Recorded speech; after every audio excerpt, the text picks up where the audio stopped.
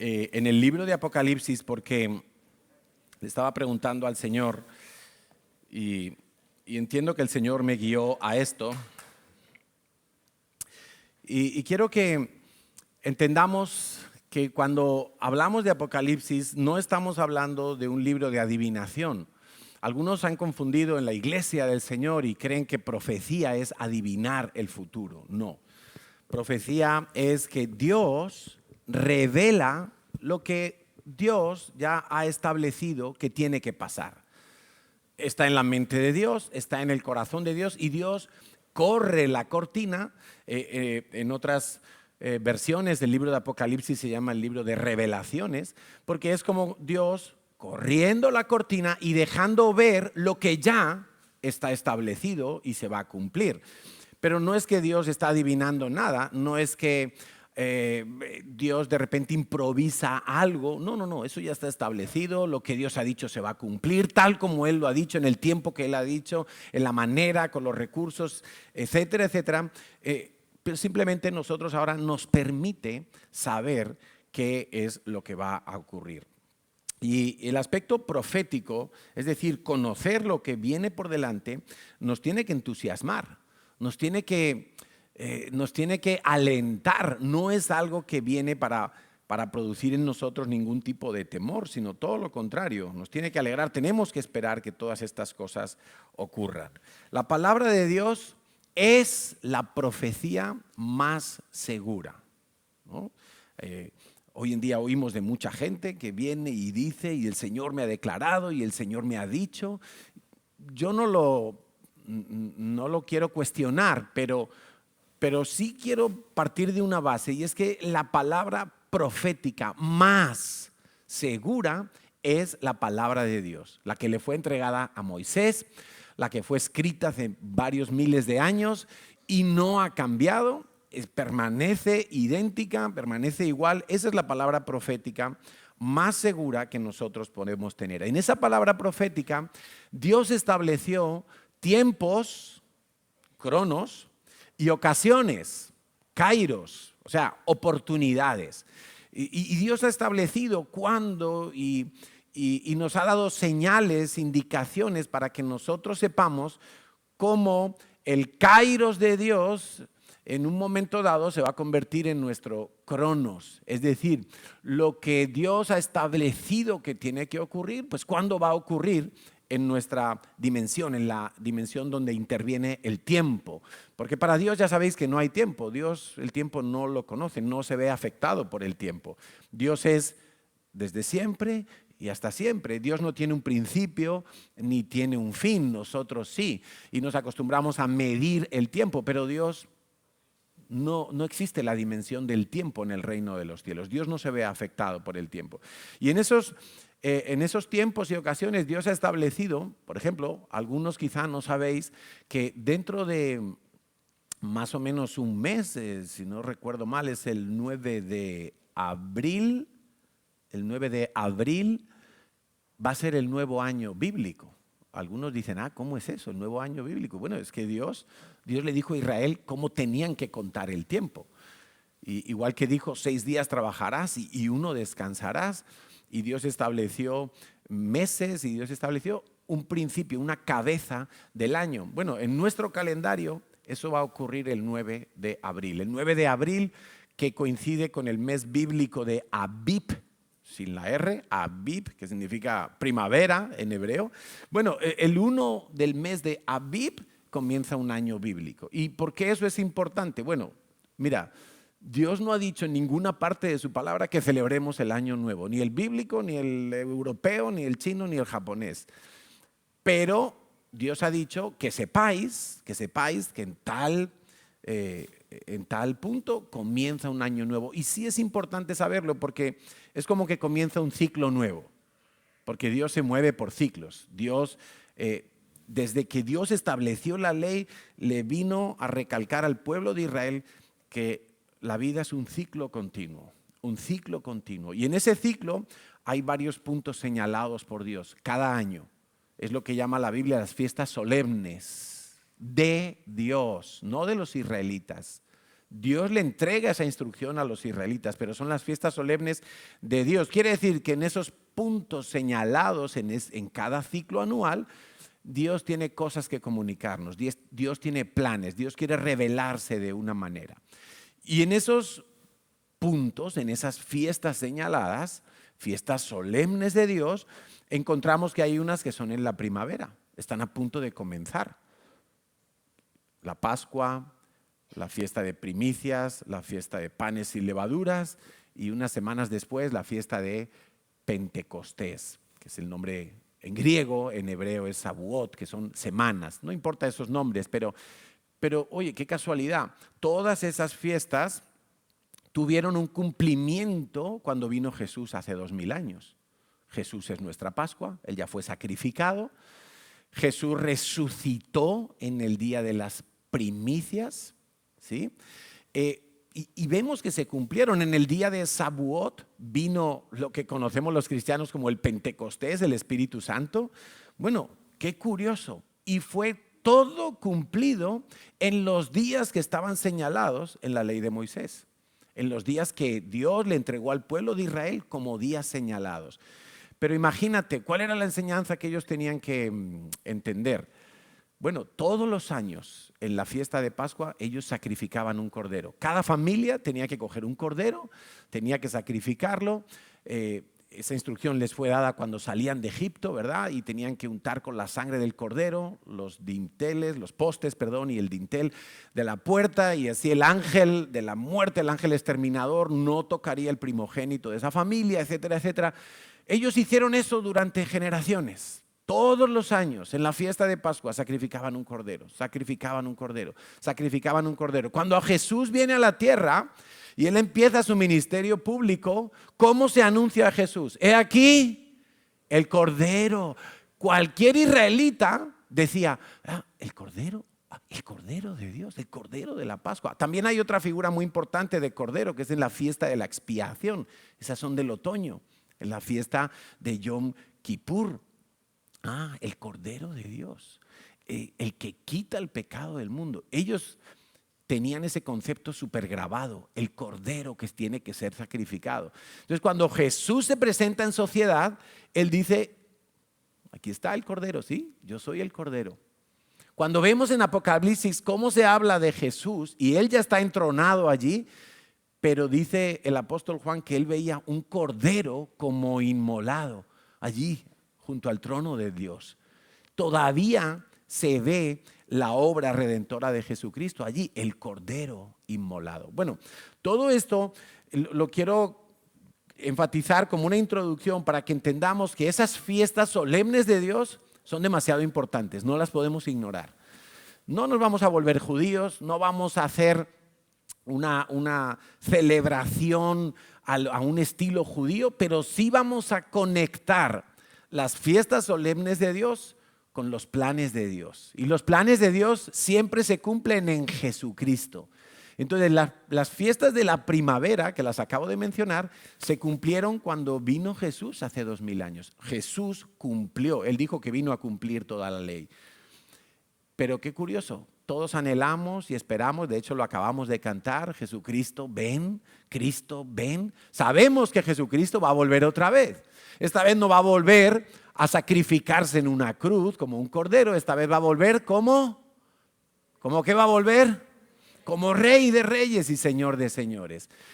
Y en esa segunda venida estamos seguros y creemos que tendrán el cumplimiento de lo que estaba profetizado con el resto de las fiestas solemnes de Dios. ¿Qué falta por cumplir en la iglesia de Dios en este momento? Bueno, Natalia decía que la iglesia va a evangelizar hasta lo último de la tierra, justo antes de que todos esos acontecimientos finales se desenvuelvan y se desaten, por decirlo así. Bueno, pero falta que la iglesia sea arrebatada al cielo. Falta que el Señor Jesucristo efectivamente venga físicamente a la tierra por segunda vez. Y falta que una vez que venga el Señor Jesucristo a reinar sobre toda la tierra, pues veamos el reino que la Biblia llama el milenio, los 1000 años de reinado de Jesucristo sobre la tierra, donde habrá paz permanente, justicia verdadera, ya habrá una serie de beneficios maravillosos. Bueno, todo eso es lo que falta por cumplirse. ¿Cuándo se va a cumplir?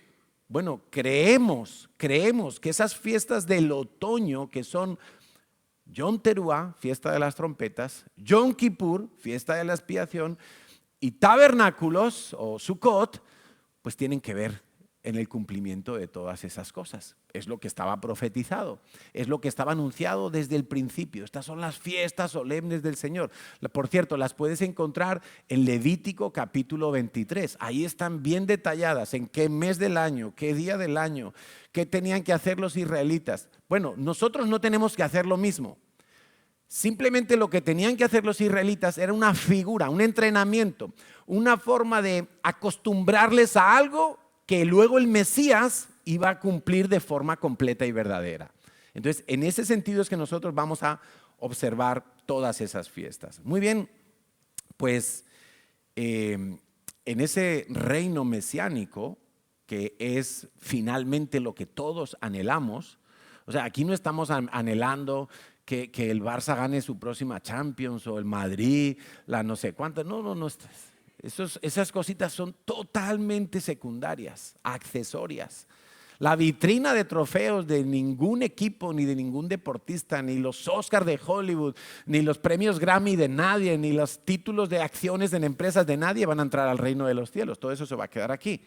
Eso no cuenta, eso no vale, no tiene valor en el reino de los cielos. Lo que anhelamos es que venga el rey y reine. Y entonces se recupere y se restauren todas las cosas como eran en el Edén antes de la caída del ser humano, antes de que Adán y Eva decidieran hacer las cosas por su cuenta alegremente. Dice en Hebreos 9, 28, así también Cristo fue ofrecido una sola vez para llevar los pecados de muchos y aparecerá por segunda vez sin relación con el pecado para salvar a los que le esperan. Bueno, ¿quién no va a anhelar eso? Claro, anhelamos. No solo nos tenemos que relacionar con Dios, con Papá Dios, con el Espíritu Santo, para pedirle a Dios que supla las necesidades que hoy tenemos. Señor, un trabajo, Señor, un piso, Señor, la hipoteca, Señor, esto, el novio, la esposa. Sí, todo eso está bien y Dios quiere dártelo. Quiero que sepas que Dios es un Dios que bendice. Pero nuestro mayor anhelo, nuestra mayor ilusión, nuestra mayor esperanza, nuestro horizonte definitivo es cuando el Señor Jesús viene por segunda vez, sin relación con el pecado, para salvar. ¿A quiénes? A los que le esperan. ¿Tú le estás esperando? ¿Le estás esperando o estás esperando que te toque la lotería? ¿O estás esperando que Dios te conteste esa oración, Señor, cuándo va a aparecer la idónea? Sí, está bien, espera eso, pero no dejes de esperar lo otro. Esto puedes dejar de esperarlo, aquello no puedes dejar de esperarlo. ¿Estamos? Muy bien. Pues anhelamos que venga el Señor Jesucristo en su reino, en su esplendor y cumpla todo lo que está profetizado. Y en ese reino nos dice la palabra de Dios que será un reino totalmente diferente a lo que cualquiera de nosotros hemos podido conocer. Totalmente diferente. Vemos en nuestros reinos, en nuestros países, vemos corrupción, injusticia, desigualdad social, violencia, abusos, mentiras, estafas. O sea, es insufrible, de verdad. Y cada vez vemos que da igual que sea un país rico de lo que llamamos el primer mundo, irónicamente, o da igual que sea un país de los más pobres, da igual que sea un país religioso de un tipo o religioso de otro tipo, o sea ateo totalmente, da igual, la corrupción está ahí. Porque no son los sistemas, es el propio corazón de las personas lo que daña el invento. Y el corazón de los hombres está mal desde que se separaron de Dios. Ahora, nos dice la Biblia algo muy interesante en Isaías 11:9. Es que en Isaías capítulo 11, el profeta está describiendo cómo va a ser el reino del Mesías. Y entonces allí tú encuentras una serie de características que hoy en día son impensables. que el niño jugará con la víbora y no le picará, que el león comerá paja. El león comerá paja, se van a hacer vegetarianos todos. No sé, que el tigre y el becerro estarán ahí. O sea, el orden de todas las cosas, el funcionamiento, la dinámica de todas las cosas cambiará radicalmente. ¿Por qué? Dice Isaías 11:9, porque la tierra será llena del conocimiento de Yahweh. ¿Cuántas veces hemos cantado esa canción, no? Que toda la tierra será llena del conocimiento de Dios como las aguas cubren el mar. Quiere decir que nosotros no vemos el fondo del mar, lo que vemos es una superficie inmensa de agua, así será cubierto. Quiere decir que cuando el Señor venga, todo lo que perdieron Adán y Eva, cuando decidieron creer lo que la serpiente les decía, y la serpiente que les decía, mira, Dios ha dicho que moriréis, no vais a morir. Lo que os va a pasar es que vosotros vais a saber el bien y el mal. Y Dios no quiere que lo sepáis. Dios es muy malo y no quiere que sepáis el bien y el mal. Dios quiere saberlo Él, pero que tú no lo sepas. Ahí el diablo les estaba haciendo la 3:14, o sea, les estaba engañando vilmente. Y ellos, porque el corazón tiene que ser probado, creyeron que lo mejor sería que ellos mismos decidieran lo que era bueno y lo que era malo. Eso fue lo que pasó. Y ciertamente eso llevó al hombre, al ser humano, a la raza humana, a la muerte. ¿Por qué? Porque una vez separados de Dios, que eso también es uno de los significados que tiene la palabra muerte, uno de los efectos de estar separados de Dios, de no tener el criterio de Dios para saber lo que es bueno y lo que es malo, es que el hombre no tiene ni idea y entonces lo que es bueno, de repente ahora es malo. Antes era bueno que Adán y Eva estaban desnudos, no había problema, no tenían vergüenza. Ahora de repente ya es malo, ya sienten vergüenza. Y lo que antes era bueno, Dios, por ejemplo, ahora el hombre empieza a sospechar. No, Dios no me ama, Dios me quiere matar, Dios no confía en mí, Dios me creó para dejarme tirado en esta vida. Y entonces ya ellos empiezan a esconder de Dios. Lo que antes era bueno, según el criterio de Dios, ahora el hombre que tiene la potestad, porque así escogió comer del fruto del árbol del conocimiento de la ciencia del bien y del mal, se atribuyó una responsabilidad que solo era para Dios, se atribuyó un conocimiento que no sabe manejar porque es limitado en sus capacidades, porque somos limitados. Entonces es como darle una ametralladora a un niño de 2 años. ¿Qué haría un niño con una ametralladora? Ay, ¿para qué sirve este botón? ¡Ta, ta, ta, ta, ta! ¡Uy, abuelita, te he matado! Pero el niño no sabía que iba a matar a la abuela, pero ese fue el resultado. Bueno, así fue lo que pasó con Adán y Eva. Yo decido. Por eso el ser humano, cuando nosotros venimos a Cristo, una de las cosas que tenemos que hacer es, Señor, te dejo a ti el control. Te rindo mi voluntad. Señor, yo no sé lo que es bueno y lo que es malo. ¿De quién me voy a fiar? ¿De mis sentimientos? ¿De mi experiencia? ¿De mi percepción? ¿De quién me fío? ¿De lo que diga un político? ¿De lo que diga un doctor en no sé qué, en tal universidad? ¿De lo que diga un influencer? ¿De quién me fío?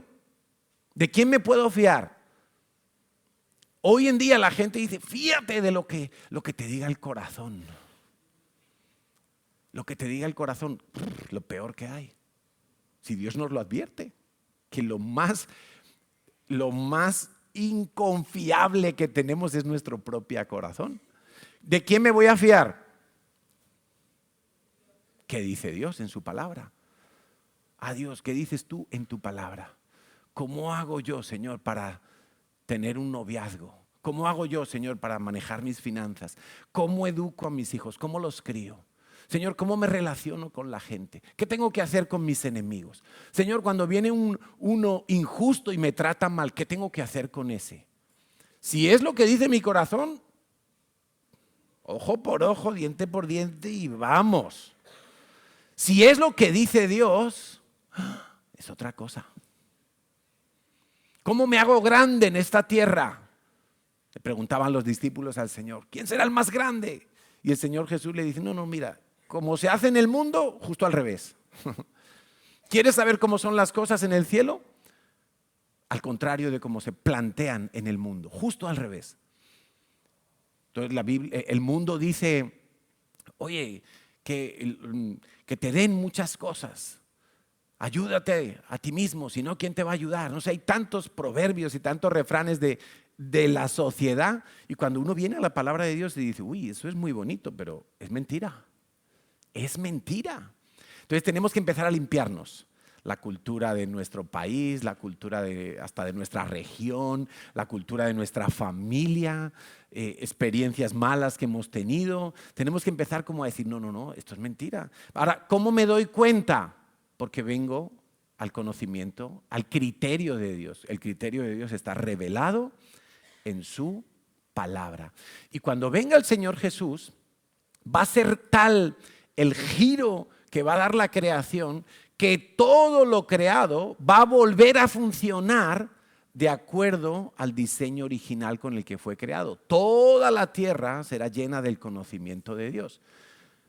Entiendo que el león comía paja en el Edén y que ahora vuelve a comer paja. Entiendo que la víbora no picaba al ser humano y lo hería de muerte con su veneno. Y ahora volverá a ser exactamente igual. O sea, el orden de las cosas, el propósito de las cosas se recupera, se restaura, porque el Señor estará reinando. La buena noticia de todo esto es que si el Señor está reinando en tu vida, tú vas a poder funcionar y vivir el propósito perfecto que Dios tiene para ti como ciudadano de esta sociedad, como padre de familia o madre de familia, como esposo o esposa, como hijo o hija, como trabajador o jefe en una empresa. Tú vas a poder trabajar en el engranaje perfecto del diseño de Dios. No vas a hacer lo que el mundo hace, no vas a imitar lo que el mundo hace, vas a hacer las cosas a la manera de Dios, y lo más tremendo de la vida cristiana es que vas a comprobar que Dios tiene razón. Porque la fe, si no se puede comprobar que funciona, ¿de qué sirve? ¿De qué sirve? Por eso a veces la gente me dice, cuando alguien no entiende el diezmo, y yo le digo, mira, yo tampoco lo entiendo. O sea, 90 en el mundo en el que vivimos y en las matemáticas que yo aprendí, no era muy bueno en matemáticas, pero 90 es menos que 100, ¿no? ¿Sí o no? ¿O hay alguien, a ver, a quién ha suspendido matemáticas? 90 es menor que 100. Símbolo menor. Entonces, ¿cómo puedo yo entender que con 90 voy a poder hacer más, como mínimo lo mismo o más que con 100? Eso no se puede entender. Eso no es lógico a nuestro entendimiento.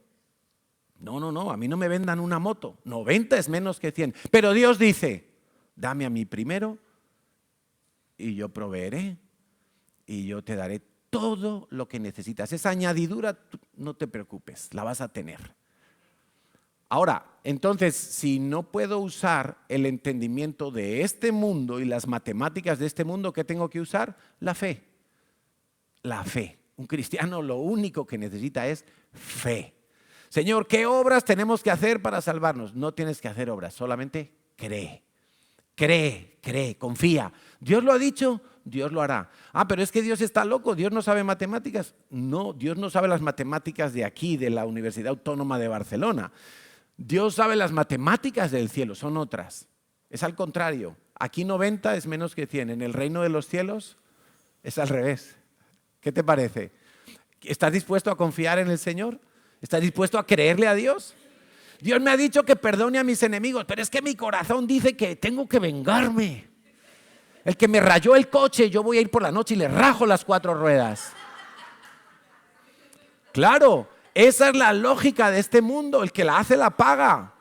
Pero Dios dice, no, no, no, un momento. Esa no es mi lógica. Yo no me muevo por esa lógica vuestra. No somos trogloditas.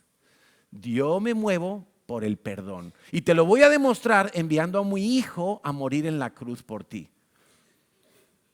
Tú que has hecho de todo en esta vida, tranquilo, yo te voy a perdonar. Voy a enviar el cordero que no tiene ningún defecto para que él ocupe tu lugar en la cruz. Ay, entonces ¿yo qué tengo que hacer? Como yo te he perdonado, ve tú y perdona a tus enemigos. Pero Señor, no sabes lo que me han hecho. ¿Cómo? ¿Y qué le hicieron a Jesús en la cruz? ¿Te han hecho a ti algo mayor que eso?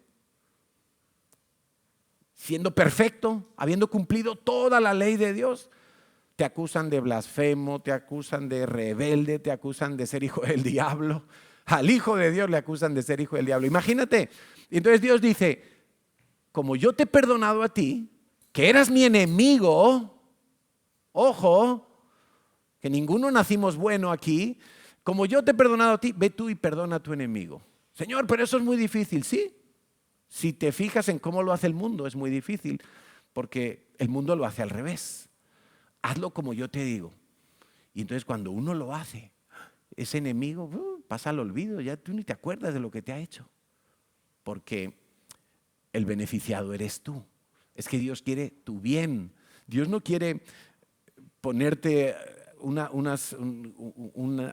algo como para experimentar contigo, a ver cómo reacciona este bichito cuando le digo que perdone a sus enemigos. No. Dios quiere lo mejor para ti, pero tienes que confiar en Él.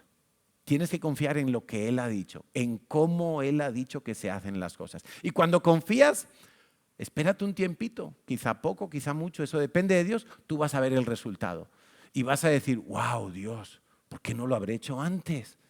¡Qué bobo! Y yo haciéndolo a mi manera. Es que eso fue lo que hicieron Adán y Eva, a su manera. Yo decido, Señor. Yo decido lo que es bueno, lo que es malo, con quién me ha... No, yo lo decido. Bueno, vamos a Apocalipsis capítulo 1, versículo 3. Apocalipsis capítulo 1, versículo 3 dice, bienaventurado el que lee. ¿Estás leyendo o no? Bueno, quizás estás leyendo aquí atrás, está bien. Si tienes tu Biblia, pues la puedes leer también ahí, en primera persona, no en la pantalla. Bienaventurado el que lee y los que oyen las palabras de esta profecía y guardan las cosas en ella escritas, porque el tiempo, ahí la palabra tiempo es kairos en griego, no es cronos, no es un tiempo nuestro, no es decir, el tiempo es decir, el tiempo está cerca, no quiere decir faltan 2 semanas o faltan muy poquito tiempo, no. Lo que quiere decir es que la oportunidad de Dios es lo siguiente que viene, está cerca. La palabra está cerca allí quiere decir que es lo contiguo. O sea, aquí contiguo a este local hay otro local. Bueno, eso está cerca en este caso, ¿de acuerdo? Entonces, ¿qué está diciendo el Señor? Bienaventurado, feliz, dichoso, afortunado, aquel que lee y oye y guarda las profecías que están en este libro. Entonces, ¿tenemos que tenerle miedo a Apocalipsis? No, porque Dios dice que el que lee, oye y guarda estas profecías es alguien feliz. ¿Por qué? Porque ya sabe lo que va a venir después, ya no tiene incertidumbre. Ay, ganará Putin la guerra, Donald Trump y la crisis y el Banco de Europa. No, tranquilo. Tú tienes que confiar que lo siguiente que va a ocurrir está aquí escrito. Y lo siguiente es todo lo que viene a continuación en el libro de Apocalipsis. Claro, entre medias en nuestro tiempo, sí, tenemos que ir a trabajar mañana, tenemos que fichar allí, oye, sí, aquí estoy, págame la nómina, y hago, y aguanto al vecino, y soporto a la suegra. Sí, todo eso lo tenemos que hacer, pero sabemos que proféticamente en los planes de Dios, que son los más importantes, lo contiguo, lo que está cerca, lo siguiente que viene, es todo lo que está escrito en la profecía. Muy bien, pues vamos a ver entonces, no vamos a hacer un estudio de Apocalipsis, no, que nadie piense que esto es como un estudio detallado de todos los versículos. Vamos a centrarnos sobre todo en el mensaje que para entrar en Apocalipsis, el Señor mismo, el Señor Jesús le anuncia a 7 iglesias que están en Asia. Entonces, dice en el versículo 11, Apocalipsis 1:11. Yo soy el alfa y la omega, está hablando el Señor Jesús a Juan. Sabéis que Juan, el apóstol Juan, estaba en una cárcel en la isla de Patmos, aquí en el mar Mediterráneo, y él estaba allí desterrado, recluido, seguramente pasando de sus últimos días en esta tierra, y el Señor le da toda esta revelación espectacular, que es un regalo para la iglesia, es un regalo para cada uno de nosotros, porque Dios está diciendo, lo siguiente que viene es... Mira, a veces nos preocupamos, ay, ¿quién va a ser el próximo presidente del gobierno? ¿Dónde me voy a ir a vivir? ¿Qué casa, en qué barrio voy a...? Sí, está. Lo siguiente es esto es lo determinante, esto es lo importante, esto es lo que sí o sí se va a cumplir, porque no depende de ti ni de mí. No depende del ser humano, depende de que Dios lo ha dicho, Dios lo va a cumplir. ¿Estamos claros, no? Entonces, habla Jesús y dice, yo soy el alfa y la omega, el primero y el último, son nombres que tiene Jesús. Escribe en un libro lo que ves y envíalo a las 7 iglesias. ¿A quién lo envía? A ti y a mí. A las 7 iglesias, en este caso son 7 iglesias que está haciendo referencia, son 7 iglesias que existían en aquella época en la iglesia en la ciudad de Éfeso, Esmirna, Pérgamo, Tiatira, Sardis, Filadelfia y la Odisea. 7 iglesias en la zona de Asia, ¿sí? Y esas iglesias, evidentemente, eran iglesias reales, como esta que está hoy aquí. Se reunían en algún sitio, quizá en casas, y estaban pasando por diferentes situaciones. Y entonces cada una necesitaba una palabra del Señor para salir o atravesar esa situación siendo prosperados por el Señor. Pero teológicamente, bueno, muchos teólogos coincidimos en que, o creemos, yo me añado a esa postura, que también representan diferentes momentos de la iglesia del Señor Jesucristo a lo largo de la historia, como que es algo secuencial, de manera que la iglesia de Éfeso era como la primera iglesia y la iglesia de la Odisea será algo parecido a como va a ser la iglesia en el tiempo del fin, cuando ya se vayan a desatar todos los acontecimientos finales. Yo también creo que eso es bastante ajustado a la realidad, pero el punto que a mí me interesa hoy hablar, creo que al Señor le interesa hoy hablar, es cómo nos afecta a nosotros como iglesia, pero sobre todo como personas, como hijos de Dios, como creyentes. Porque la iglesia no es un local, la iglesia no es un templo, la iglesia es la suma de los hijos de Dios. ¿Estamos de acuerdo, no? La suma de los hijos de Dios componen el cuerpo de Cristo, de la cual Jesús mismo es la cabeza. La iglesia no es un invento de los hombres, la iglesia no es un invento de la religión. Jesús estableció la iglesia. ¿Cuándo? En la fiesta de Pentecostés, cuando vino el Espíritu Santo sobre todas esas personas que estaban en Jerusalén reunidas, y ellos fueron llenos del Espíritu Santo y empezaron a proclamar el Evangelio. Hasta ese momento ellos se reunían, estaban lamentándose por la muerte de Jesús, estaban un poco desorientados, desanimados incluso, estaban confundidos. El Señor Jesús dijo que no nos abandonaría nunca y estaban ahí como, nos ha dicho que Él va a enviar al Espíritu Santo, ya han pasado días, no vemos nada, estamos aquí, la gente nos critica y ¿qué pasa? ¡Bum! Viene el Espíritu Santo, ellos son llenos y una persona normal y corriente de repente empieza a predicar, se convierte en miles, ellos se vuelven valientes, se vuelven con un coraje que hasta ese momento no tenían y la iglesia empieza a extenderse por todo lugar. Tanto que ha llegado hasta ti y hasta mí el mensaje del Evangelio, de aquel impulso inicial del Espíritu Santo. Muy bien, entonces vemos que este mensaje es un mensaje para la iglesia. Y no solo eso, dice, envíalo a las 7 iglesias. O sea que el mensaje para la iglesia de Éfeso también lo tenía que leer la de la Odisea y la de Esmirna y la de Sardis y todas. Tenía, como las cartas de Pablo, ¿no? Vemos que Pablo escribe a los corintios. Vemos que Pablo escribe a los tesalonicenses, a los romanos, pero muchas veces dice, oye, intercambiaron las cartas, que la que le mandé a este también la leáis en esta congregación y viceversa. ¿Por qué? Porque al final toda la palabra inspirada por Dios edifica la iglesia y es necesaria para levantar la iglesia. Muy bien, entonces aclara en el versículo 20, porque aquí empezamos a ver unas figuras y en el lenguaje profético siempre hay símbolos. No todo es literal, hay mucha simbología.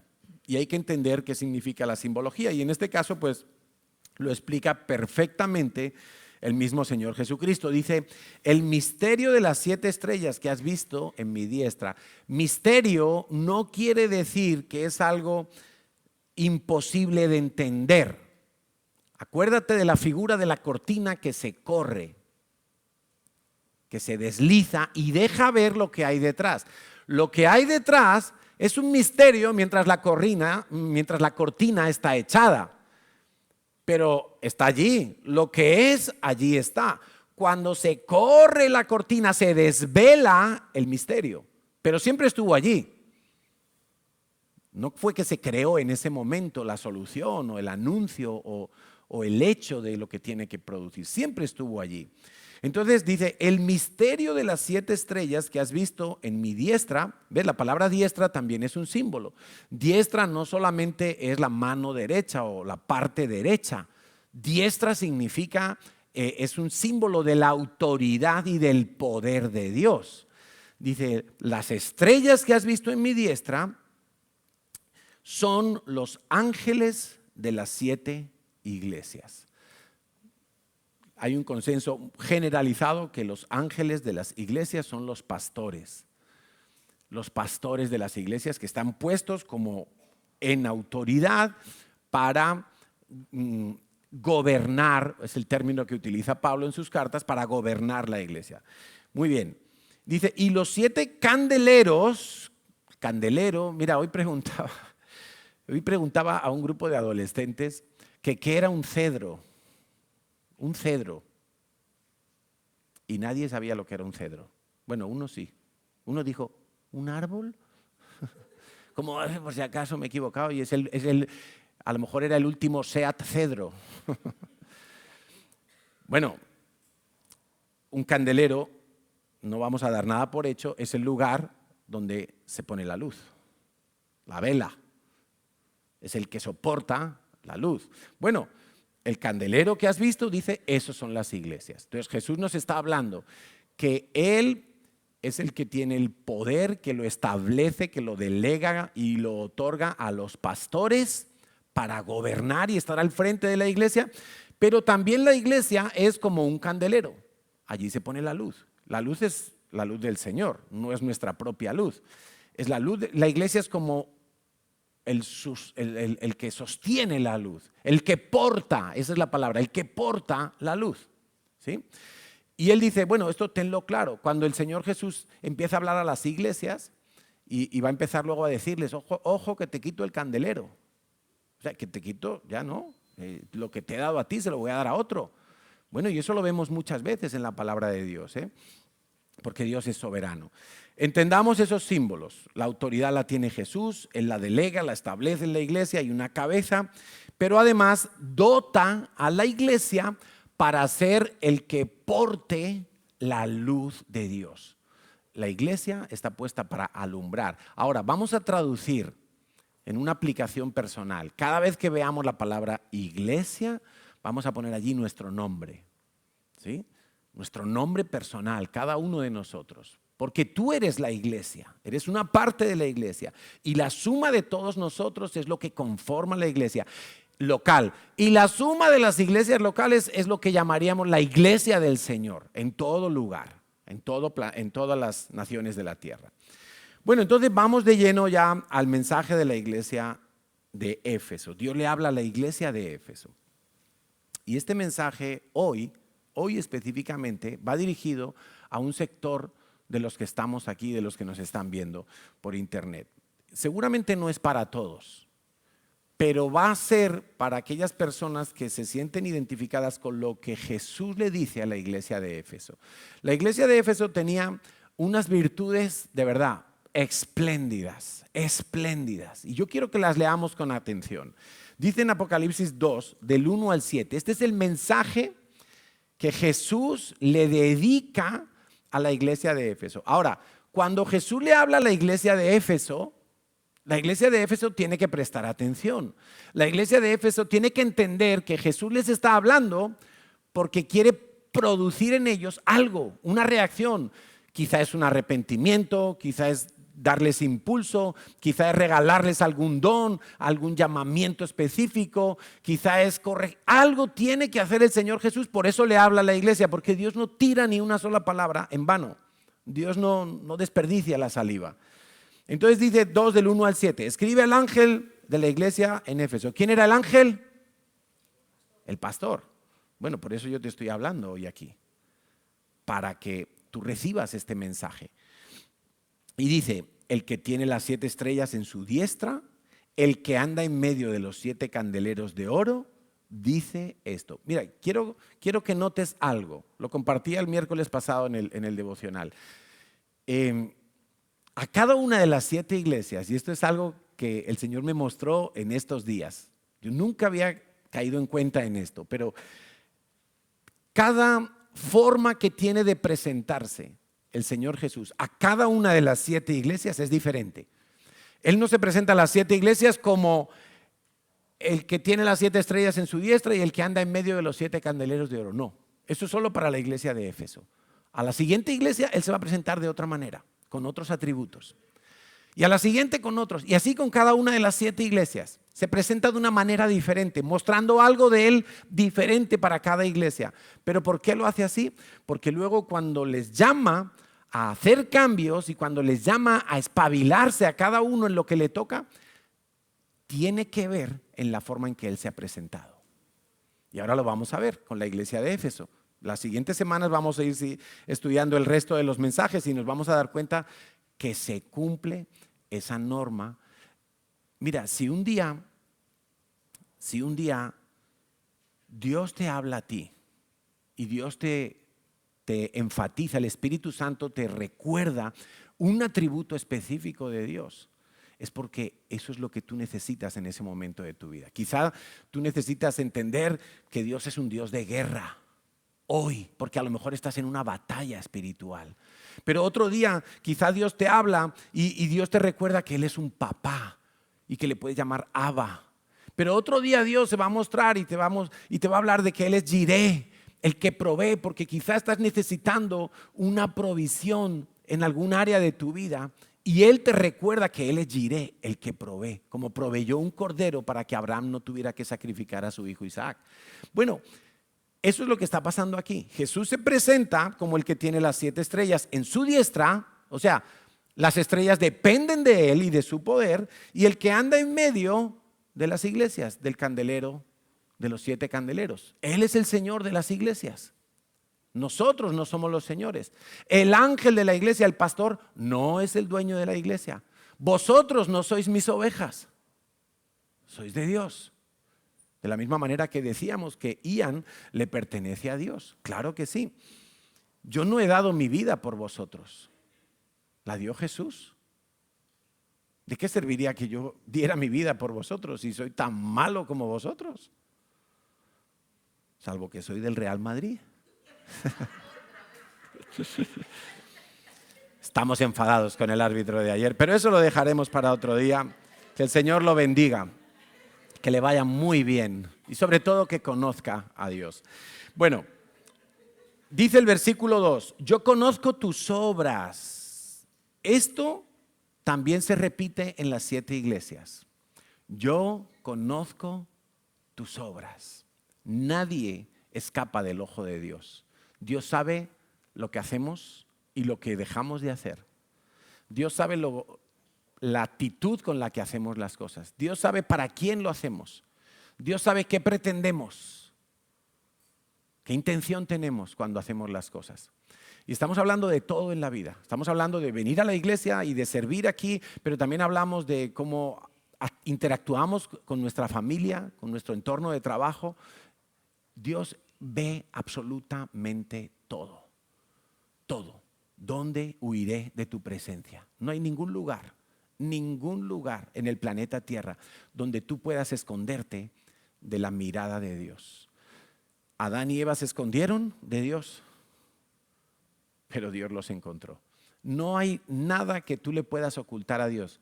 Nada, nada. Mira, si tú estás enemistado con alguien, si tú tienes rabia contra alguien, resentimiento, amargura, si tú tienes pensamientos de envidia, si tú tienes un temor por ahí escondido, Dios conoce todo de ti. Tus obras, tus íntimos pensamientos, las intenciones con las que tú has hecho las cosas. Dios lo conoce todo. Yo conozco tus obras, le dice Dios a la iglesia de Éfeso. Y Dios nos dice a nosotros, yo conozco quién eres tú. Yo conozco todo lo que tú has hecho. Yo conozco tus obras, las buenas y las malas. Conozco lo que has hecho para mí, con agrado, con fe, pero también conozco lo que has hecho para ti mismo, lo que has hecho para otros, quién sabe si para el diablo. Yo conozco tus obras. El Señor nos está desnudando de alguna manera. El Señor quiere que sepas que Él conoce cada aspecto y cada detalle de tu vida. Todo lo conoce. Dice, conozco tus obras. ¿Y cuáles habían sido las obras de la iglesia de Éfeso? Impresionantes. Vaya currículum tenía esta iglesia. Arduo trabajo y paciencia. Yo quiero eso para la CCI. Yo quiero eso. Que no puede soportar a los malos. Sí, no los toleramos. Los malos son los que rechazan a Cristo. Ojo, el malo a los ojos de Dios es el que rechaza a Cristo. ¿Sí? Has probado los que se dicen ser apóstoles y no lo son y los has hallado mentirosos. Es una iglesia que no se dejaba embaucar de cualquier parlanchín que llegaba allí a decir cualquier doctrina y cualquier teoría y cualquier cosa vana, sin fundamento bíblico ninguno. Dice, no, yo veo que tú has tenido clara la doctrina, te has ceñido. O sea, los falsos apóstoles, tú los has desenmascarado y has dicho, no, aquí no queremos eso. Has sufrido, pero no solo has sufrido, o sea, el sufrimiento por sí mismo no es ningún valor. Has sufrido y has tenido paciencia, has perseverado. Porque algunos en cuanto llega un miligramo de sufrimiento, ya piden la eutanasia espiritual. No, Señor, yo me retiro, esto no es para mí. Dice, y has trabajado arduamente, escucha, has trabajado como un bestia, has trabajado arduamente por amor de mi nombre y no has desmayado. ¿Queremos eso para nuestra iglesia? Sí, claro que sí. Yo quiero que nuestra iglesia sea una iglesia donde la gente ama la sana doctrina, donde la gente, aunque le toque sufrir, persevera con el Señor. Señor, yo no me despego de ti. Señor, ¿cuándo me vas a librar de esto? Pero yo aquí estoy. Yo quiero una iglesia que trabaja y que no desmaya por amor del nombre de Dios. Claro que queremos eso.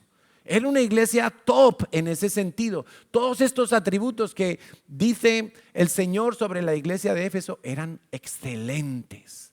Todas las iglesias deberían de ser así. Y nosotros queremos eso para nuestra iglesia, pero lo quiero para mi vida también. Aplícatelo a ti. Yo quiero eso, Señor. Yo quiero ser una persona celosa de lo santo. Una persona que no se come cualquier predicación de cualquier tipo en internet diciendo barbaridades. Yo quiero venir a lo que dice la Biblia. Yo quiero servir por amor. Yo quiero, Señor, y si me toca sufrir, sufriré, pero yo voy a sufrir de tu mano. Y tú me sacarás, y tú me levantarás, y tú me afirmarás. Y aunque me deshaga, tú me volverás a reconstruir. Yo quiero eso. Quiero que seamos esa iglesia. La iglesia de Éfeso era estas cosas. Pero como Dios nos ama tanto, Dios quiere corregir ese 5% que estaba mal en esa iglesia. Porque Dios es así. Dios quiere llevarnos de lo bueno a lo mejor, a lo excelente, a lo perfecto. Es la palabra que se usa en la Biblia. A lo perfecto, a lo que agrada a Dios. Y había una cosa, por eso viene el pero en el versículo 4. Pero tengo contra ti. Ojo, porque Dios aquí se pone serio. Primero les dice, mira, has hecho muy bien, conozco tus obras, lo has hecho súper bien. Dios es un Dios galardonador. ¿Sí? Dios no es un Dios castigador. Dios es un Dios galardonador. Y a esta iglesia le está confirmando que lo está haciendo muy bien. Pero hay un 5% que estaba mal. Tengo contra ti que has dejado tu primer amor. Y uno diría, ay, pero bueno, es que claro, si todo esto lo hacían bien, pero por aquí hay un rinconcito que estaba mal. El Señor dice, esto lo tienes que arreglar. Es demasiado importante. Es demasiado importante. Perder el primer amor es grave. El título de la predicación de hoy es El primer amor, por cierto. Entonces, qué tremendo es que nosotros perdamos el primer amor.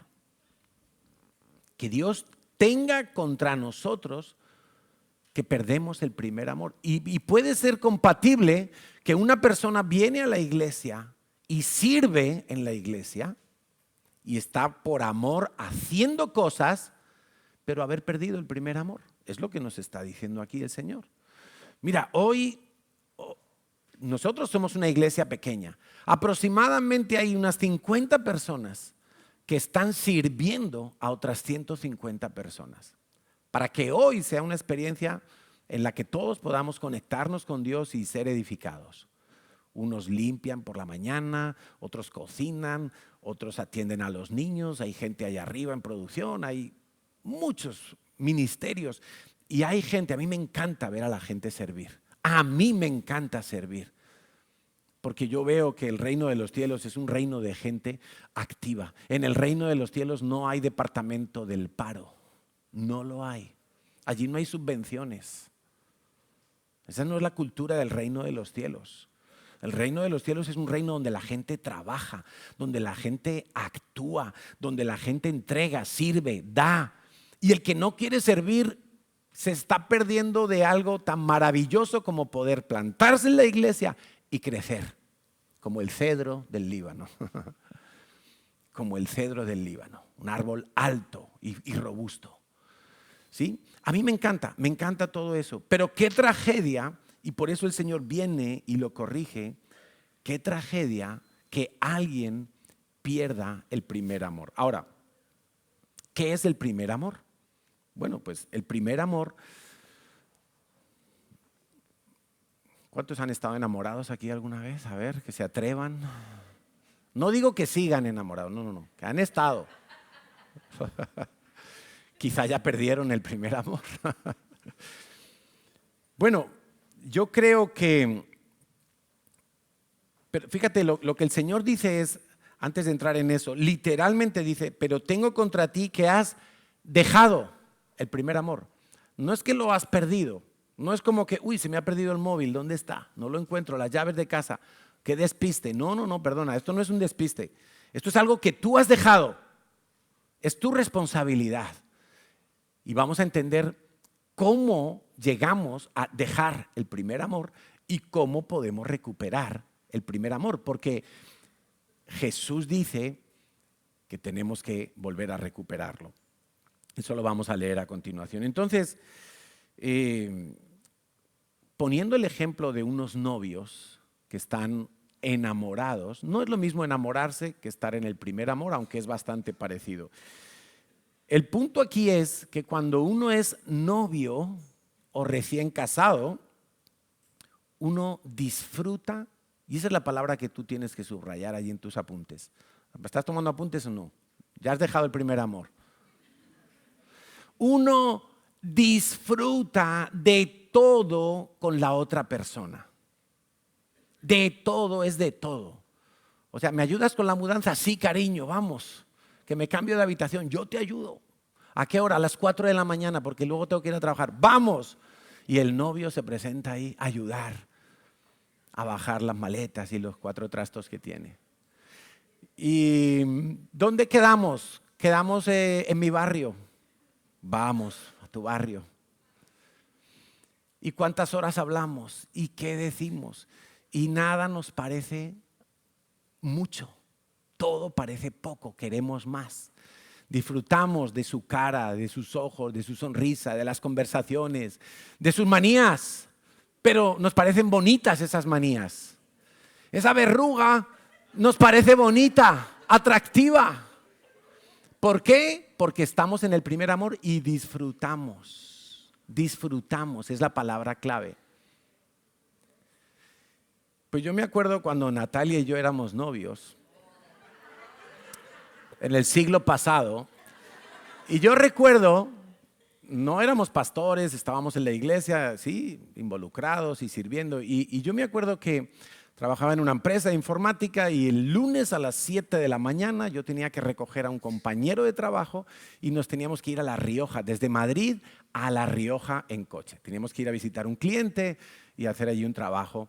Y recuerdo que ese domingo terminó la reunión en la iglesia, nos quedamos a comer como tenemos por costumbre y hablando y luego no sé si fuimos al cine, no sé qué hicimos, tin, tin, tin, tin. Y cuando yo la voy a llevar a su casa en mi coche porque estoy enamorado, porque estoy en el primer amor, porque no me importa hacer unos pocos kilómetros más y gastarle gasolina, no me importa.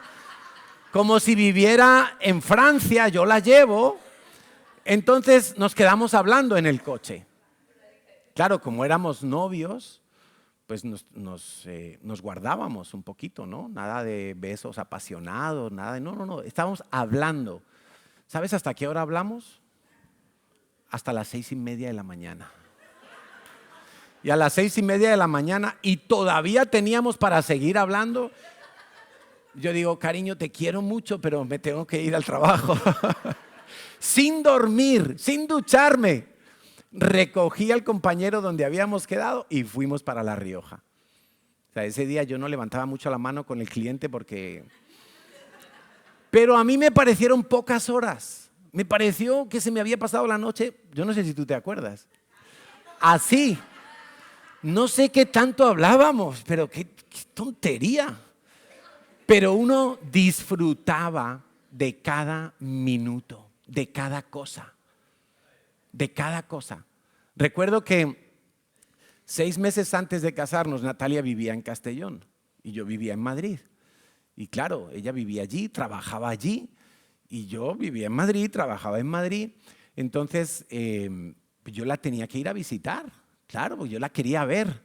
Tenemos cartas de amor de esa época. Ahora los jóvenes escriben emoticonos. Eso no vale para nada, hombre. Es una carta ahí a puño y letra, no en Word, no, de tinta. Y eso se enviaba. Yo llegaba antes que la carta. Pero ahí quedó la carta. Y entonces yo me iba un fin de semana sí, uno no, y me iba hasta Castellón de la Plana a visitar a mi novia. Pero en el viaje, que eran, no sé, desde Madrid 3 horas y media, una cosita así, yo iba con mi coche y a mí no se me hacía largo ese viaje. Yo no iba pensando, ay, se están gastando las ruedas, tanto viaje, y la gasolina, me estoy dejando el sueldo aquí en llamadas de teléfono. Para mí era poco. Si en vez de Castellón hubiera vivido en las Baleares, hubiera cogido el ferry, el avión, qué sé yo. Pero era poco. Y yo me tenía que volver el domingo por la tarde y yo estaba ahí, no, ya me tengo que ir. Y el viaje de regreso y yo apurando. Y llegaba a casa de madrugada ya, de domingo a lunes. El lunes ir a trabajar. Pero yo estaba feliz. ¿Por qué? Porque había disfrutado. Escucha, yo sigo disfrutando, ¿eh? Natalia me dice, ¿me acompañas al Corte Inglés que tengo que comprar unos regalitos? Es un momento nada más. Yo ya sé que esa tarde no voy a hacer nada más. Pero nada es nada, ¿eh? Y entonces yo la voy acompañando. Yo parezco el guardaespaldas. A veces me siento a ver un poco el móvil y cuando me levanto, digo, ¿dónde está esta mujer? Y no me gusta ir de compras. O sea, quiero decir, ya sabéis que los hombres y las mujeres somos diferentes, ¿no? Una mujer entra a una tienda y recorre todo 20 veces, coge 4 prendas, las deja en otra percha, luego coge otras 7, las mete al probador, deja 3, saca 4, se lo lleva, al día siguiente lo cambia. ¿Sí? Esas son las mujeres, está bien, las tenemos que amar como son. Ahora, yo soy de los que entra a la tienda, digo, quiero un pantalón, qué sé yo, azul marino. Que se me está estropeando, y yo entro y me entro a Zara, digo, este mismo, venga, pruébatelo, Cari. No, en casa me lo pruebo. Es que no me gusta ni probarme la ropa en el probador, ya me lo probaré en casa. Somos diferentes, pero ella me dice, acompáñame. Como yo sé que le gusta, yo digo, voy a ir con ella. Y al final se disfruta porque algo cae para uno también, ¿sabes?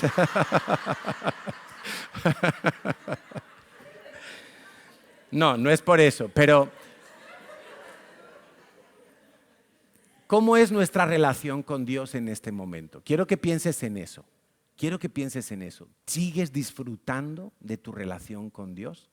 Porque esa es la clave para saber si hemos dejado el primer amor. El que lo deja es uno. Dios no se aleja, Dios está siempre en el mismo lugar. Dios te ha citado cada día por la mañana para que tú le busques. Tú eres el que acude o no acude a la cita. Pero no solo es acudir a la cita, porque yo he visto mucha gente que está en el síndrome de la iglesia de Éfeso. Viene a la iglesia y está sirviendo. Y de verdad que me encanta ver a la gente servir. Me encanta. Yo vengo temprano y veo gente que ya está abriendo el patio, barriendo, colocando para los paraguas y los de la cocina y haciendo los pequeños. O sea, me encanta eso. Pero también he visto muchas veces gente agotada. Gente que está totalmente desbordada en su servicio. Están tirando de las reservas espirituales que tenían, pero como han descuidado y han dejado el primer amor, incluso el servicio se les está volviendo un reto demasiado difícil. Porque cuando tú has dejado el primer amor, servir se te empieza a volver una carga. Oh, me toca servir, mañana me toca ir a las 8 de la mañana, a las 9 de la mañana y tengo que salir de casa tan temprano y he trabajado toda la semana. Y ya empiezas como a hacer unos cálculos fruto de haber dejado el primer amor.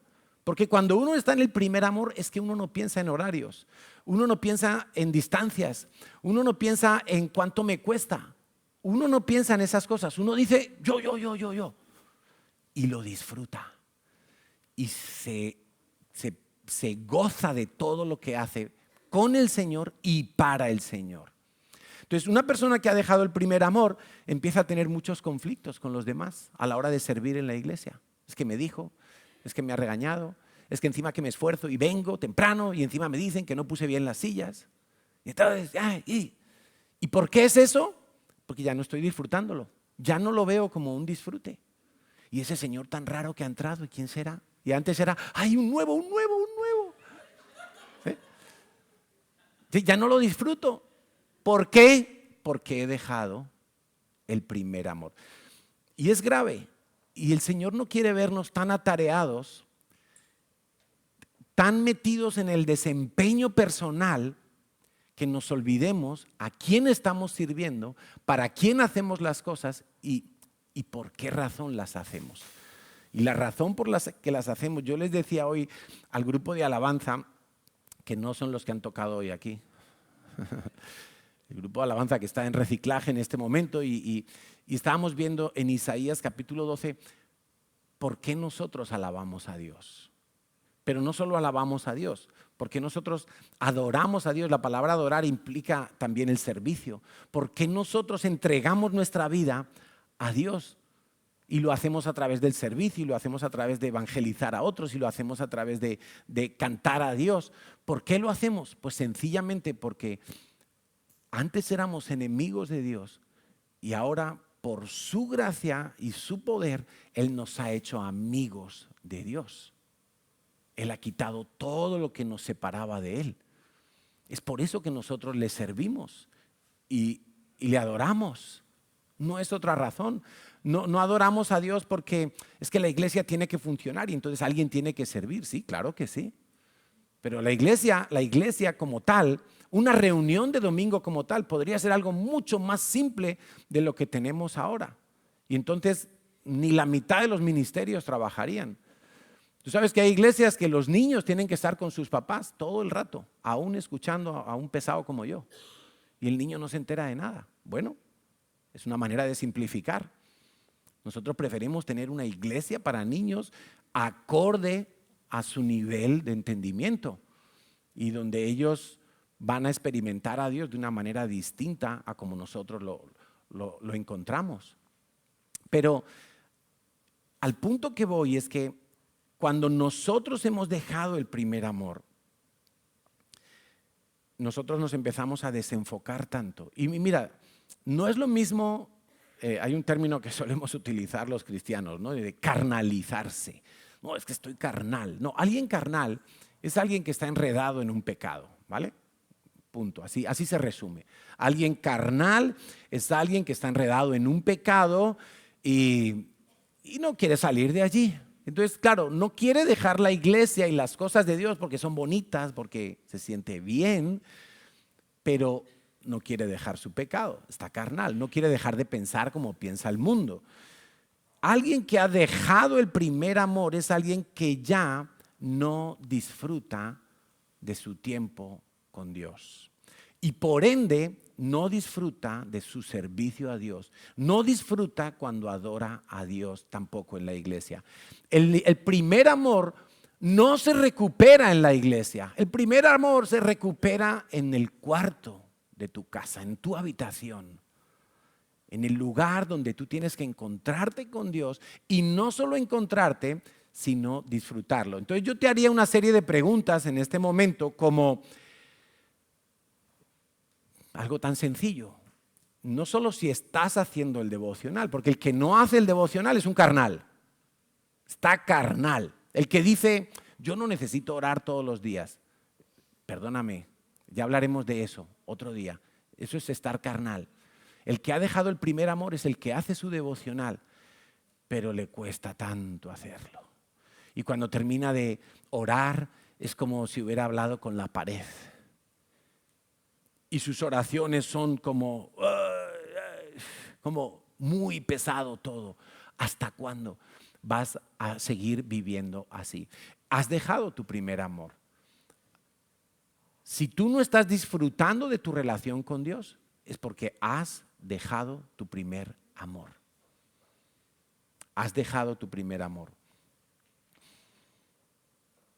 Si te cuesta conectar con Dios, es porque has dejado tu primer amor.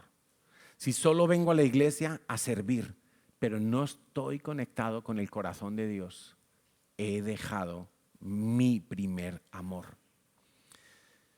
Si cada vez que vengo a servir entro en choques y en conflictos con los demás, es porque he dejado mi primer amor.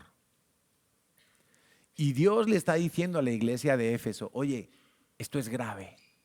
No puedes permitírtelo, no puedes seguir así.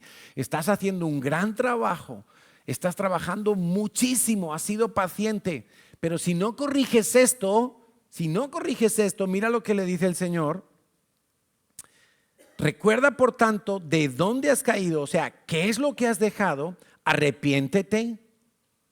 Mira, si tú estás haciendo el devocional todos los días, pero no oyes la voz de Dios, simplemente estás como cumpliendo un checklist. Estoy orando, estoy haciendo, estoy cumpliendo. Si para ti hacer el devocional es cumplir, entonces has dejado el primer amor. Has dejado el primer amor. Y dice, arrepiéntete y haz las primeras obras, pero no es en hacer una cantidad de obras, es como hazlas de manera que estés enfocado en agradar a Dios y en disfrutar de todo lo que haces para Dios. Sigue diciendo ahí en el versículo 6, pero tienes esto, que aborreces las obras de los nicolaítas, las cuales yo también aborrezco. El que tiene oído, oiga.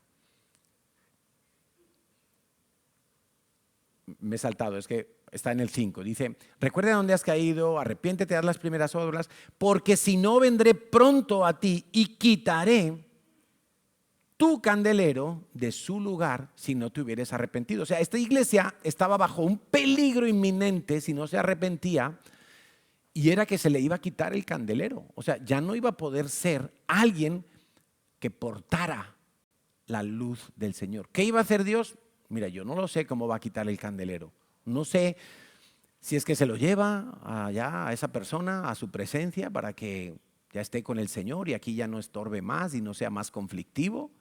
No sé qué hará Dios. ¿Cómo será que Dios quita el candelero a alguien? Ya no vas a poder ser portador de la luz. Quizá te va a quitar la revelación y te vas a quedar ahí como sin fruto, como aquella higuera. No sé, pero era tan grave que Dios le dice, oye, no, tienes que arrepentirte. Tienes que arrepentirte. Ahora, cuando yo veo la Biblia y yo veo la vida del rey David, por ejemplo, en el Antiguo Testamento, Era un hombre que no tenía toda la revelación que tú y yo tenemos hoy, y ya no solo revelación, es que lo tenemos así, abriendo nuestra Biblia. Abriendo nuestra Biblia. Ya sabemos que Jesús es el Cordero de Dios. David todavía no vivió aquella época. Y vemos que el rey David era alguien que disfrutaba de la presencia de Dios. Cuando tú lees los salmos, tú dices, pero ¿cómo este hombre que había sido tan sanguinario, capaz de cortarle la cabeza a un tipo con la espada, capaz de ir a la guerra y pelearse con filisteos, con amorreos y con todo el mundo y literalmente matar cientos de personas? ¿Cómo una persona con esa virulencia y con esa violencia luego era capaz de ir a la presencia de Dios, meterse en el tabernáculo y empezar a tocar el arpa y a cantarle a Dios y escribir esos salmos que han sido la fuente mayor de inspiración para los que nos gusta cantar a Dios? ¿Cómo era posible eso? Era un hombre que disfrutaba. Yo creo que disfrutaba tanto que hasta en la guerra disfrutaba, porque él sabía que estaba siendo mandado por el Señor a combatir esos enemigos. Qué increíble, ¿no? Y ese hombre peca estrepitosamente en un momento dado, adultera, miente, manda la ejecución de un hombre. Y ese hombre cuando se arrepiente, cuando sus ojos son abiertos y él entiende las barbaridades que ha hecho y le pide a Dios, por favor, Señor, no apartes de mí tu espíritu. No, yo lo que más quiero es tu presencia. Yo disfruto de tu presencia. Yo amo estar contigo, amo caminar contigo, amo sentarme y escribirte un salmo. Señor, no quites tu Santo Espíritu de mí. Tu Espíritu es el que me guía, es el que me unge, es el que me da las estrofas, es el que me inspira para la batalla, es el que me inspira para gobernar este país. Y vemos un hombre que es gobernante de un país, rey de un país, que eso es algo muy difícil de hacer. Gobernar un país debe de ser de las cosas más difíciles de hacer. Y le vemos que sacaba su tiempo y muy buenos tiempos para exprimir la presencia de Dios. Ese era el rey David. Ese era el rey David. El rey David escribe algo como lo que dice el Salmo 37:4. Deleítate a sí mismo en Yahweh. Deleítate en Yahweh. Deleítate en Yahweh. David, yo creo que nunca perdió, nunca dejó el primer amor.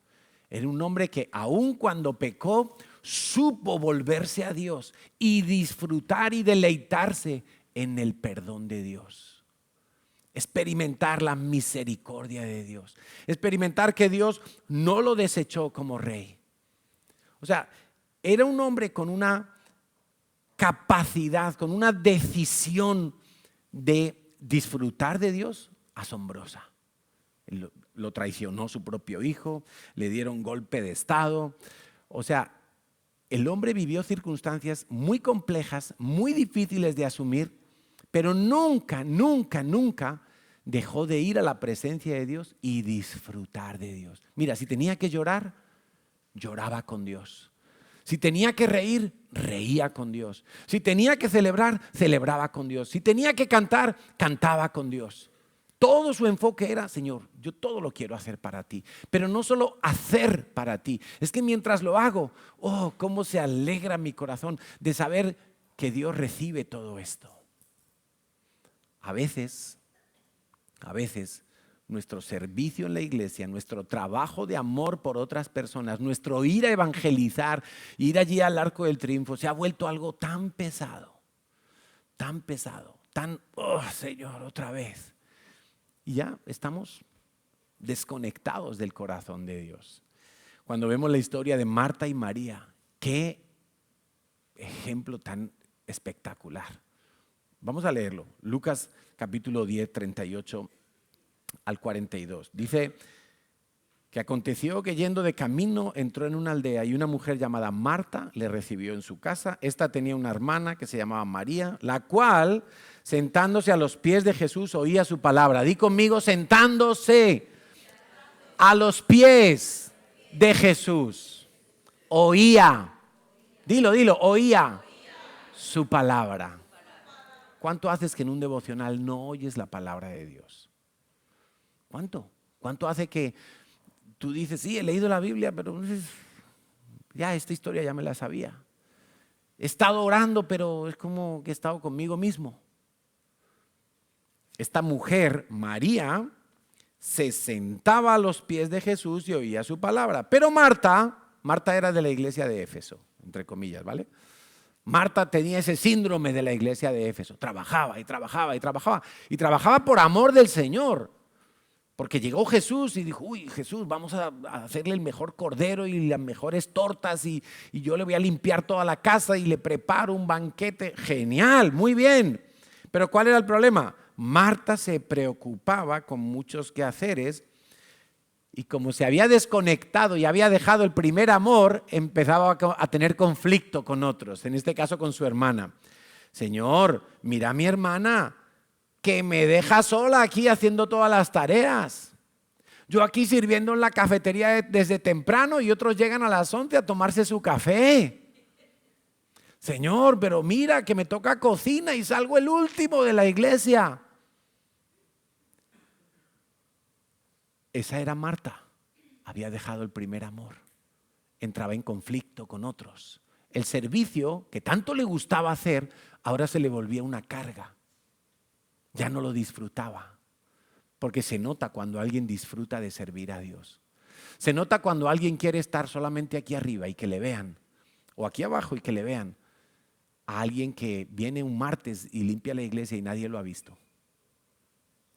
Se nota, es que se nota. ¿Quién disfruta de lo que hace para Dios? Y Marta estaba en ese momento de su vida en el que ya no disfrutaba de estar sirviendo al Mesías. Tú imagínate que tú fueras de aquella época y el Mesías, Jesucristo, viene a tu casa.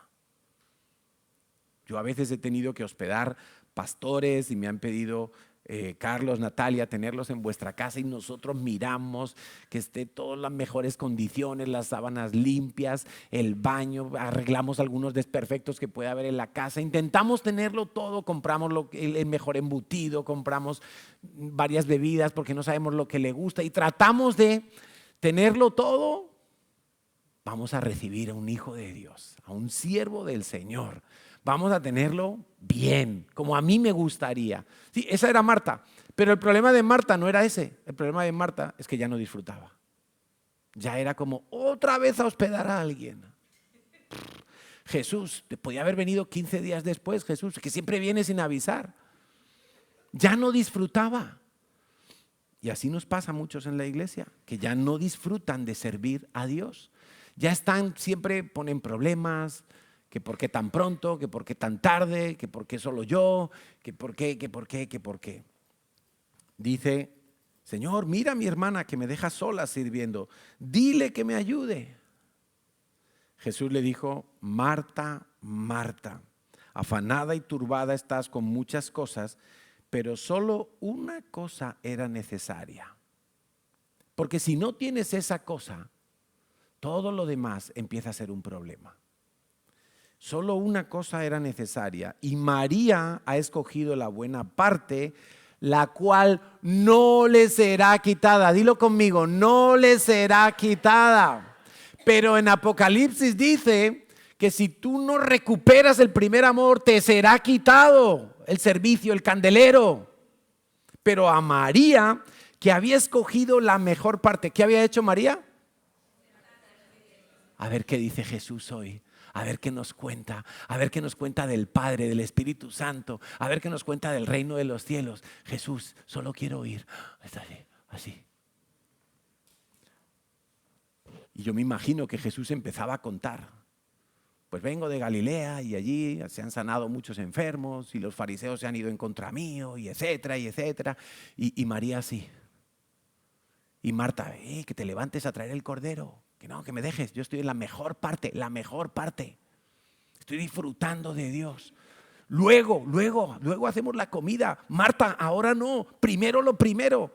¿Qué es lo primero? El primer amor. Disfrutarlo, conocerlo, mirar y quedarte bobo. Allí como los novios. No importa la hora, no importa el lugar, no importa nada, porque todo es poco. Cuando uno está conservando el primer amor, todo es poco. Nada parece mucho. Esa era María. María se quedó sentada. ¿Tú qué crees? ¿Que María era egoísta? ¿Vaga? No. Lo que pasa es que María entendió que hay un tiempo para cada cosa. Y el primer tiempo tiene que ser para oír a Dios. Esa es la forma de conservar el primer amor.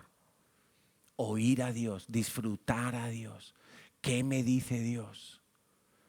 Tener ese temor de decir, yo no doy un paso hasta que Dios me indique, hasta que Dios me diga.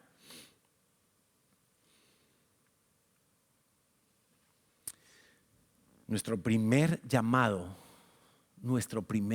es estar en la presencia de Dios, antes que servir.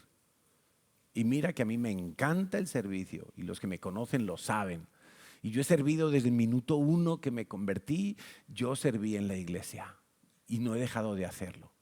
Y he pasado por todos los ministerios, por niños, por jóvenes, por cafetería, por ujier, por limpieza, por lo que tú quieras, intercesión, dar clases. He pasado por muchos ministerios, producción, porque soy un poco controlador. Y entonces tengo que batallar para no convertirme en Marta y saber ser María cuando tengo que ser María y Marta cuando toque ser Marta. Pero no puedo ser Marta sin antes ser María. Primero tengo que disfrutar con el Señor, sentarme a sus pies y entonces voy a poder pasar a servir y lo voy a hacer mucho mejor. Y no me voy a cargar y no voy a matar a nadie en el servicio y no voy a generar ningún conflicto porque voy a saber dar de lo que ya Dios me dio cuando yo estaba sentado con Él. Oramos. Pues yo creo que tenemos que volvernos, tenemos que ser capaces, capaces de aplicar la palabra de Dios a nuestra situación personal. Si tú eres una persona que te has sentido identificada y dices, sí, yo soy esa iglesia de Éfeso, yo soy esa Marta, estoy trabajando en la iglesia y quizá hay gente aquí que todavía no sirve en la iglesia porque no ha hecho los procesos que se tienen que hacer, no pasa nada, pero tú también tienes una relación con Dios. Y tu servicio en este momento quizá es donde tú vives o tu familia o el piso que compartes o tu lugar de trabajo. Tú también estás sirviendo de alguna manera allí.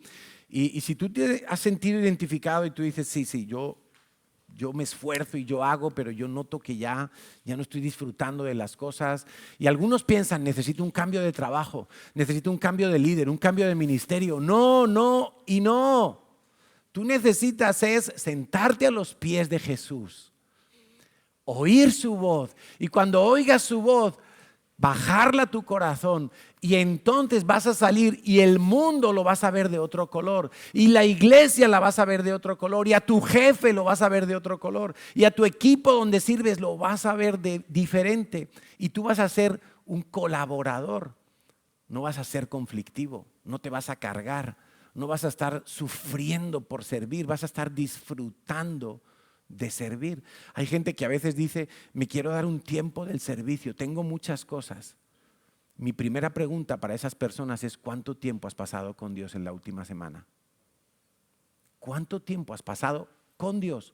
No contigo mismo, orando a la pared. No, con Dios. Porque lo que te falta es eso. Recuperar el primer amor. Por eso el servicio se te ha vuelto una carga. Por eso crees que madrugas mucho los domingos. Por eso crees que irte de la iglesia un domingo a las 5 de la tarde es un sacrificio que no puedes pagar. Porque te falta tiempo con Dios. Porque el que pasa tiempo con Dios y está enamorado y está en el primer amor, todo es poco. Yo recuerdo mis primeros años de vida cristiana. Es que nosotros nos íbamos de la iglesia un domingo ya a las 7 de la tarde y éramos 4 gatos. La iglesia en Madrid era una cuarta parte de esto. Y salíamos de la iglesia y estábamos ahí en la puerta. ¿Y dónde vamos? Pues vamos a mi casa. Y los 20 que éramos a una casa.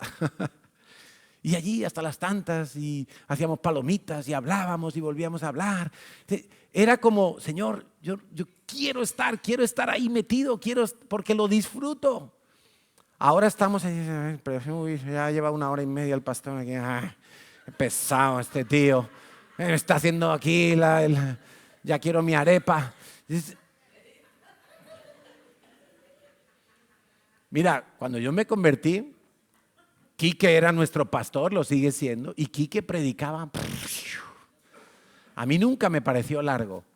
¿Sabes por qué? Porque yo estaba así, como María, sentado allí, y yo, ay, dame más, y, ay, la gracia, y uy, y esto, uy, y era todo como, yo quiero más, yo quiero más, yo quiero más.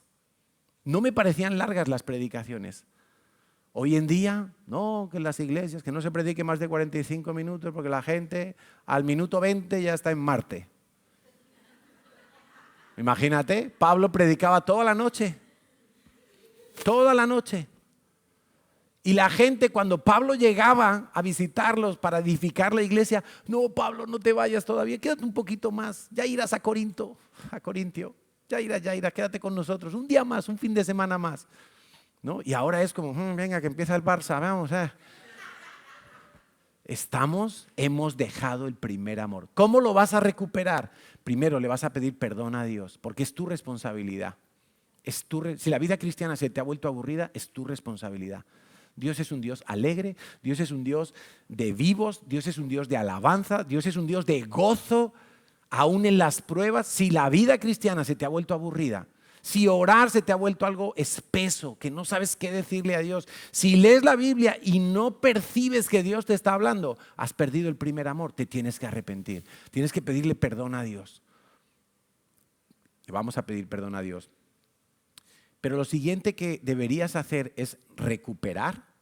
Haz como hacías al principio, cuando te enamoraste de Dios, cuando te compartieron el evangelio y todo era como, quiero más, dame el conéctate, dame el curso, dame el evangelismo, dame lo otro, dame célula, háblame, compárteme, dame más.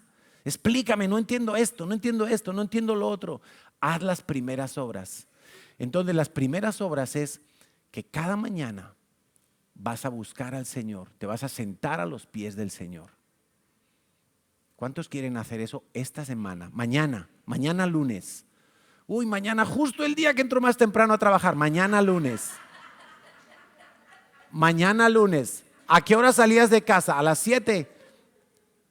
Ponte media hora antes el despertador. Busca los pies del Señor, humíllate allí, quédate allí, habla con Dios. ¿No sabes qué decirle? Dile, Señor, no sé qué decirte, pero no me quiero ir de mi casa sin haber estado contigo, sin haber oído tu voz. Quiero volver a oír tu voz, Señor. No quiero abrir el Marca por la mañana, el WhatsApp por la mañana, Instagram, TikTok, a ver quién ha subido la foto el domingo, cómo salí mientras danzaba. No. Olvídate de eso. Si vas a buscar al Señor, deja el móvil en el cajón, arrodíllate. Señor, quiero estar contigo. Quiero recuperar lo que perdí. Si te pasa lo mismo en el matrimonio, ya sabes. Lo mismo tienes que hacer. Vuelve a disfrutar, vuelve y enamora, vuelve. Y Tiel Arroyo dice que no hay que conquistar a la mujer porque eso es como un trofeo. Bueno, hay que explicarlo, pero yo sí creo que hay que volver a revivir lo que sea necesario. Mañana, familia, acuérdate, poner el despertador media hora antes si no estás disfrutando del Señor. Y empieza a disfrutarlo. Los días son diferentes. Tu ambiente interior va a ser diferente. Tu forma de enfrentar los problemas va a ser diferente. Los retos diarios van a ser vistos de otra manera. El fruto será diferente. Y tú no serás más una persona de conflicto, agotada y extenuada por servir o por trabajar en tu trabajo, sino que vas a disfrutar hasta de tu jefe. Hasta de tu jefe vas a disfrutar. ¿Sabes qué me pasó a mí con mi jefe cuando yo trabajaba en la empresa de informática? Un hombre rico, tenía como 4 empresas, constructora, bancos, la empresa de informática.